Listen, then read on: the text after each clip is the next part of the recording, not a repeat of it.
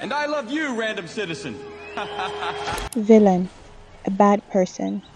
When we think about a villain in regards to Megamind, we either think of someone who outwardly proclaims their devotion to evil like Megamind himself, or we think of Hal, the uncomfortably weird, self-proclaimed good guy made hero, then turned bad guy because he flipped out when he found out that superpowers, good looks, and a tight bodysuit do not mean you're entitled to get the girl. We see a light shown on villains like Hal all the time, even in real life. People who feel they deserve to do unfair, outrageous things because they possess self-determined S-tier characteristics. Luckily, even though villains like Hal are extremely dangerous, they are far and wide. But because of how loud they are, they make us overlook the much more real villain, Metro Man. And maybe that's a good thing. What I mean by Metro Man is the real villain is that he is the more realistic and common villain. Let me explain. Just like Megamind, Metro Man came from another planet and sent to Earth as a safer option. From childhood to adulthood, we see that his life and the connections he has are all performative. He is seen more as a trophy than a person. We focus more on his supernatural physical attributes than his personality. As a baby, he has to impress his foster parents because he is seen as a gift, so he has to be perfect. In school, he has to impress, in the words of Megamind, his army of soft-headed groupies. And in adulthood, he has to impress his entire city. The layers just keep getting wider and more superficial. His society believes they know him and they love the role he plays. And I love you, random citizen. For me, that's one of the funniest interactions in the entire movie. However, it is so deep in the sense that he has no sort of connection with any of the people that claim to love him. But it's the words before this that give a perfect foreshadowing of his next move. He says, "The greatest honor you've given me is to let me serve you. At the end of every day, I often ask myself, who would I be without you?" On the surface, he is saying that serving Metro City means everything to him, it defines him. But on a deeper level, it's a genuine question of curiosity. He wants to find out who he would be without Metro City's expectations of him. And he does just that by making Megamind believe he finally succeeded at unaliving him. He faked his own death. In Metro Man's absence, Megamind takes over and soon realizes bad without good to stop it is unfulfilling. So he creates a hero out of Hal, using Megamind's DNA, and names him Titan.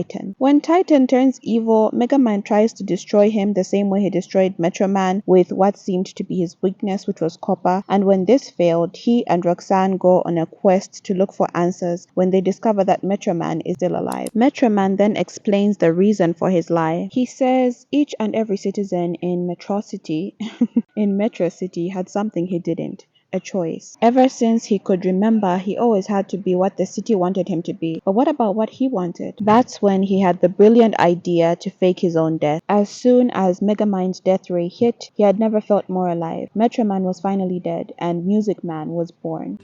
I have eyes that can see right through lead.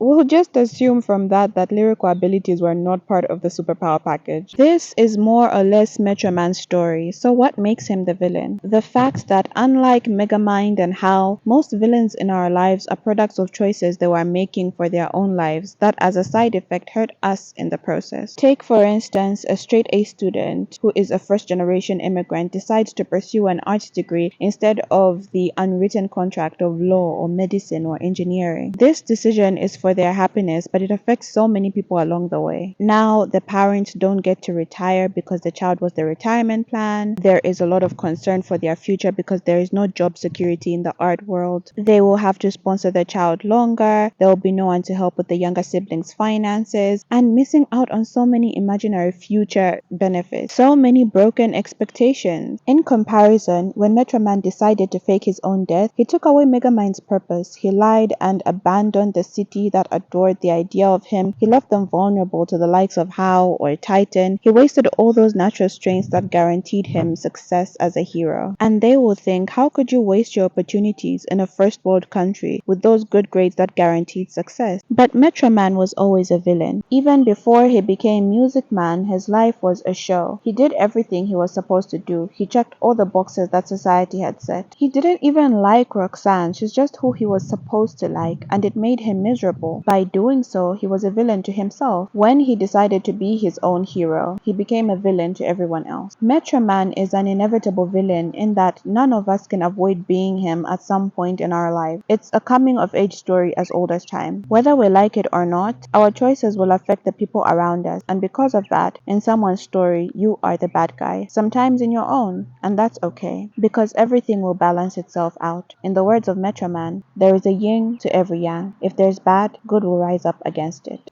Like and subscribe.